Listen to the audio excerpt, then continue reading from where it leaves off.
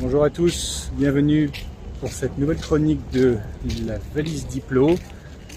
Et aujourd'hui nous sommes en direct de Zhuhai, dans la province du Guangdong, où se déroule en ce moment même le salon de l'aéronautique de Zhuhai. Et je vais vous présenter les plus beaux spécimens en exhibition, ainsi que quelques nouvelles sur l'aspect commercial du salon. Bonjour à tous et bienvenue pour cette chronique numéro 18 de Valise Diplo. Comme je le disais dans la petite introduction précédente, nous sommes aujourd'hui en direct de Zhuhai, dans la province du Guangdong, où se déroule le 15e salon de l'aéronautique. C'est un salon biannuel et qui est le plus ancien en Asie. On entend moins parler que celui de Singapour qui date de 2008, mais évidemment c'est celui qu'ont choisi de mettre en avant les médias occidentaux. Or cette version, cette 15e édition du salon de Zhuhai montre à quel point la forte présence étrangère des exposants étrangers et également des acheteurs étrangers, puisqu'il y avait énormément de gens du Moyen-Orient, d'Amérique latine et du reste de l'Asie.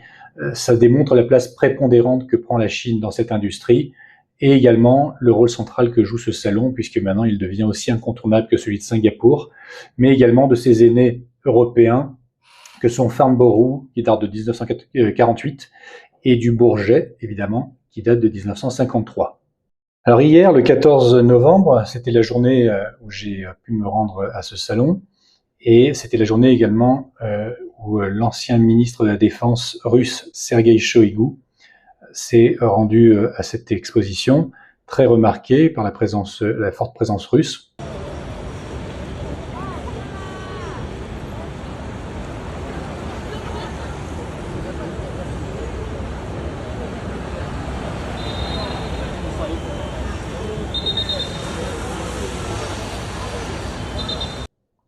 Et il a pu s'entretenir avec le pilote d'essai de la firme Sukhoi,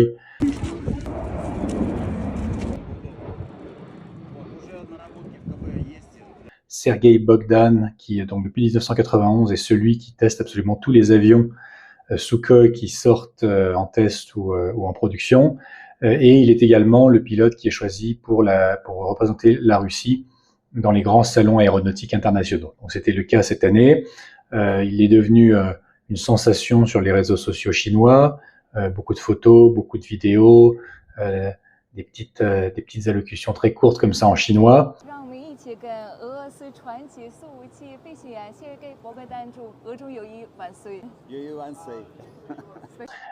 Et il a vraiment estomaqué le public et les internautes chinois avec ses démonstrations acrobatiques sur le Sukhoi 27. Alors le Sukhoi 27, c'est donc le fer de lance des forces armées russes, appareil de 5e génération, furtif, qui embarque énormément d'armement dans ses soutes, et il est donc en service depuis 2020 dans les forces armées russes.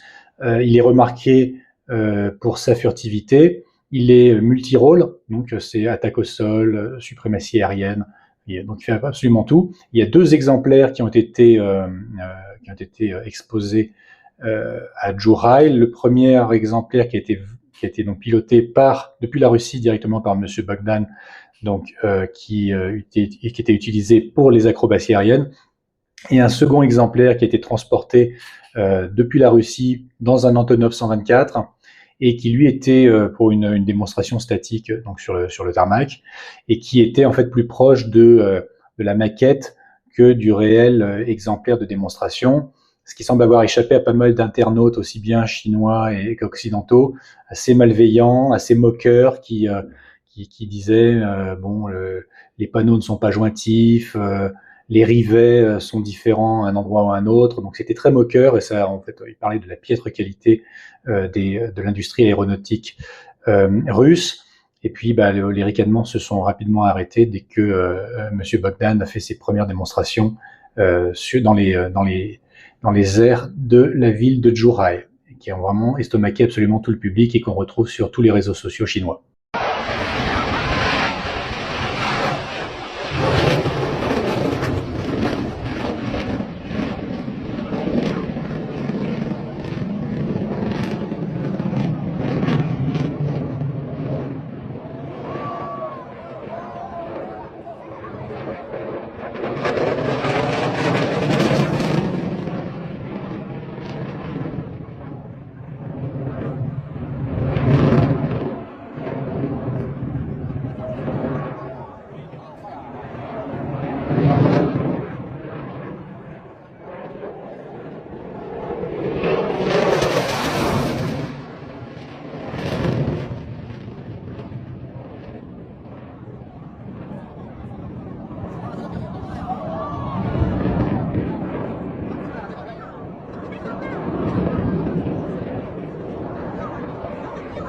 Toujours pour la délégation russe, il y avait la présence très remarquée également des chevaliers russes, des Russian Knights, qui est la patrouille acrobatique russe sur Sukhoi 27.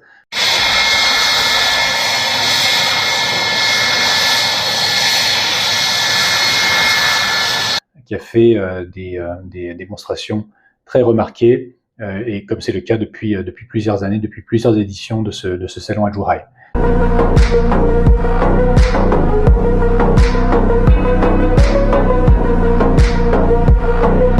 Donc forte présence russe, très remarquée, très appréciée par le public chinois, et on va voir que du côté chinois, l'industrie locale n'était pas non plus en reste.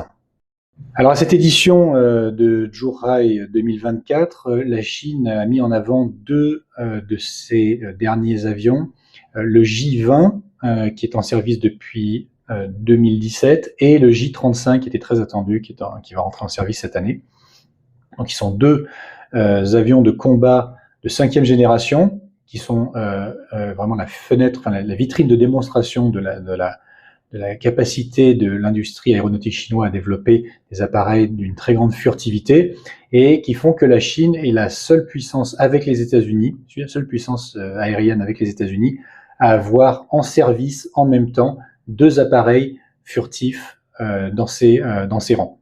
Donc d'abord le J-20 qui, donc comme je disais, est en service depuis 2017. Il est un petit peu plus ancien, mais il a été présenté dans sa version la plus mise à jour, le J-20S, qui lui intègre des capacités de collaboration avec d'autres appareils au sol, mais également avec des drones et avec d'autres avions, qu'ils soient pilotés par des humains.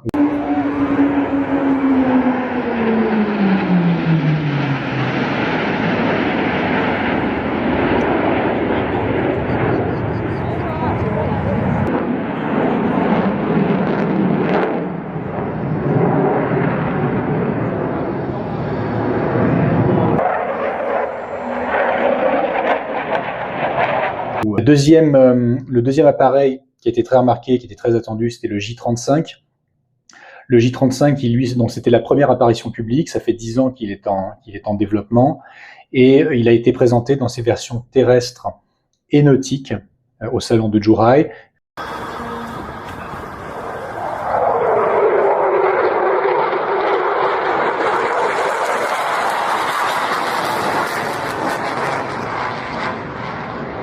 Il faut savoir qu'il sera déployé sur un ou deux des 3 porte-avions actuellement en service chinois, donc qui sont principalement déployés en mer de Chine du Sud et dans la région pour des raisons évidentes. Alors le J-35, il est lui aussi encore plus capable de s'intégrer dans un réseau qui s'appelle ce qu'on appelle un réseau tueur.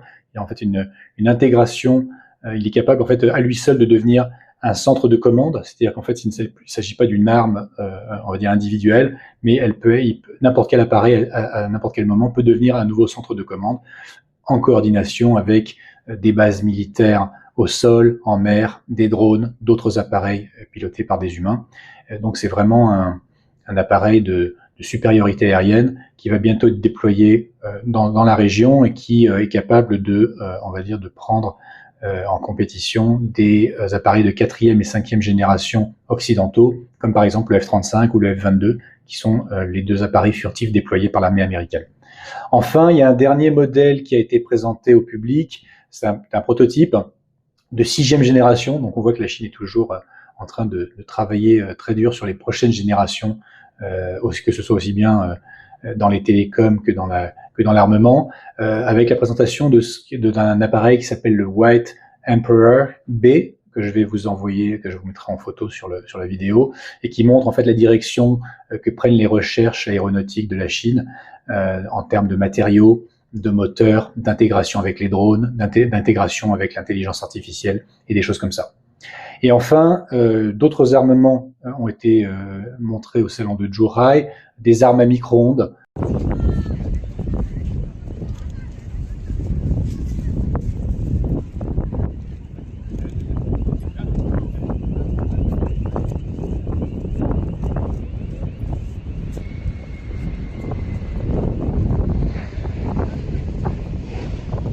hein, donc pour des armes pour lutter contre les drones, pour lutter contre les missiles hypersoniques qui sont développés actuellement en Occident, des missiles planants aussi hypersoniques qui sont développés par l'armée chinoise et qui sont, on va dire, mis à jour continuellement.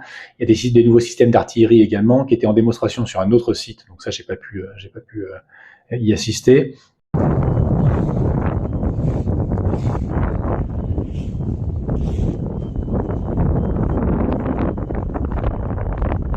Et aussi des drones furtifs qui sont utilisés à très haute altitude. Voilà, donc c'était tout on va dire une panoplie d'armements chinois de dernière génération qui était présentée à Zhuhai. Et maintenant, on va passer à la section civile, qui était aussi très importante. Alors, l'aviation civile était très présente au salon de Zhuhai. Il y a une présence remarquée de l'industrie française, hein, puisqu'il y avait un très beau stand Choose France, Invest in France, avec à côté de Safran, à côté d'Airbus et des sociétés comme ça. On était très bien représentés. Côté chinois, il y avait des appareils qui commencent à être connus, comme le C909 ou le C919, qui sont on va dire des concurrents des petits modèles d'Airbus et de Boeing.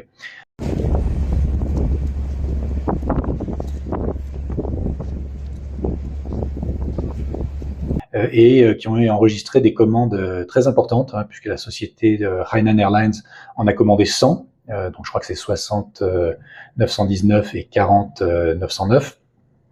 Donc c'est une très belle commande ferme, très belle. Il y avait beaucoup de représentants de pays du sud global, on va dire. Donc j'ai entendu parler pas mal des gens des pays du Moyen-Orient, d'Amérique du Sud, qui s'intéressaient beaucoup à ces avions.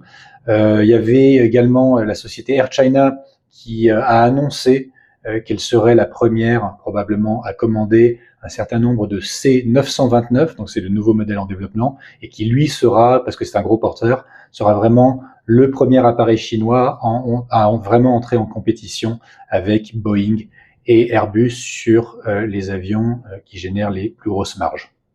Voilà. La Chine, donc on voit là aussi la façon dont elle travaille, c'est qu'elle ne se contente plus d'être un simple fournisseur de pièces détachées à Boeing et à Airbus. Elle est entrée vraiment dans la phase de fabrication et également d'être un des fournisseurs principaux de pièces détachées pour les firmes occidentales, mais également pour elle-même. Et elle est également dans l'innovation technique, l'anticipation des évolutions du marché. La Chine est vraiment très en pointe là-dessus, et donc il y a tout un tas de services qui sont développés par des sociétés chinoises. Ça va jusqu'à la formation d'ingénieurs, la formation de personnel au sol, la formation c'est vraiment la Chine a vraiment une approche holistique, comme souvent dans ce qu'elle fait dans n'importe quel domaine. Et elle est vraiment son ascension sur toute la chaîne de production, ça va modifier, on peut vraiment anticiper que ça va modifier toute l'industrie mondialement, qui pour l'instant est très centrée sur l'Occident, mais qui là aussi, on va voir un déplacement du centre vers l'Asie et vers la Chine principalement. Voilà. Enfin, l'industrie spatiale était également mise à l'honneur, et un des développeurs chinois, la société Avic, qui fait des avions, mais qui est aussi dans le spatial, elle a dévoilé l'existence d'un véhicule qui est déjà en service, mais qui a vraiment été un programme secret sur lequel elle ne communiquait pas. Et là, pour la première fois, son Haolong numéro 1, qui s'appelle le Dragon Céleste, et en fait ça a été présenté au public, et c'est un véhicule spatial commercial, hein, donc c'est pas militaire, c'est pas non plus à des fins d'exploration scientifique, c'est vraiment commercial. Ça a l'ambition d'être un véhicule qui est low cost, parce qu'il est réutilisable, et qui sera probablement utilisé pour ravitailler la station spatiale chinoise et d'autres stations spatiales, notamment on pense à celle des États-Unis qui est en difficulté à cause des déficiences technologiques du véhicule de Boeing. Voilà, donc je vais intégrer beaucoup de vidéos et de vidéos de démonstration qui ont été très impressionnantes. Si vous avez aimé cette vidéo, n'hésitez pas à la diffuser autour de vous, à cliquer, à mettre des likes et à commenter, évidemment. Ça fait connaître la chaîne. N'hésitez pas aussi à regarder ma chaîne sur X et sur Telegram, où vous avez des informations quasi quotidienne, voire pluriquotidienne, sur la Chine et sa relation au reste du monde. Et n'oubliez pas de vous procurer la nouvelle version augmentée de mon ouvrage « Comprendre la relation Chine-Occident » qui est désormais en auto-édition et qui est donc augmenté. Il y a beaucoup de passages qui ont été revus, qui ont été ajoutés, des choses qui étaient un petit peu obsolètes qui ont été retirées. Et donc tout ça est proposé bientôt sur The Book Edition, probablement en fin de semaine prochaine, pour la modique somme de 17 € pour 170 pages. Voilà, je vous dis à très bientôt. Merci.